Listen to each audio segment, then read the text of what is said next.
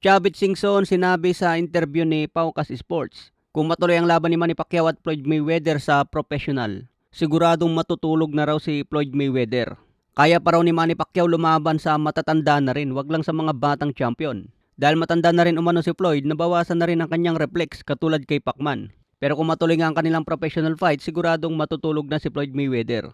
Yan po ang banat ni Chavit Singson, mga boss. Sa iba pang balita, Alex Ayala, sinasabing iba ang lahi niya, hindi raw Pilipino. Pero si Alex Ayala po ay purong dugong Pilipino, Pinoy ang tatay at nanay.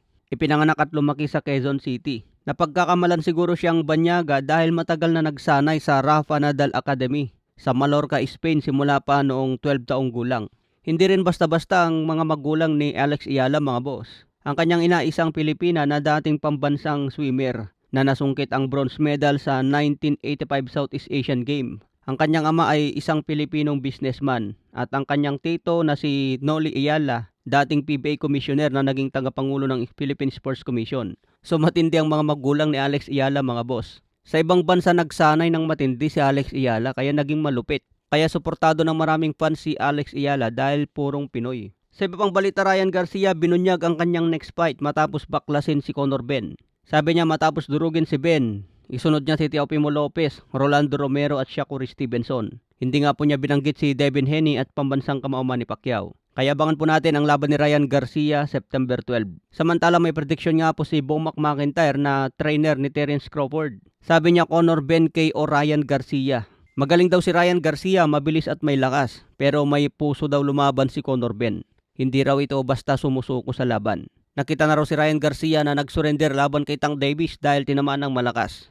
Ang isang boksingero daw kapag nag-quit na sa isang laban, tuloy-tuloy na yan, mga boss. Kaya mananalo daw si Conor Ben dito by knockout. Sa iba pang balita, Timothy Bradley nagbigay din ng pahayag tungkol sa laban ni Terence Crawford at Jaron Ennis. Kung sakaling naglaban daw ang dalawa, siguradong knockout ang abutin ni Jaron Ennis. Hindi raw sapat ang skills ni Jaron Ennis para talunin si Terence Crawford.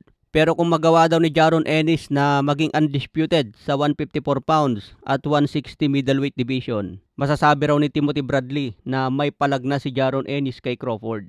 Dahil hindi nga po nagawa ni Crawford maging undisputed sa 154 at 160 pounds. Pero nagawa naman ni Crawford maging undisputed sa 168. Yun nga lang, isang boksingero lang ang tinalo, si Canelo Alvarez. Pabor ba kayo kay Bradley, mga boss, na matutulog lang si Jaron Ennis laban kay Crawford?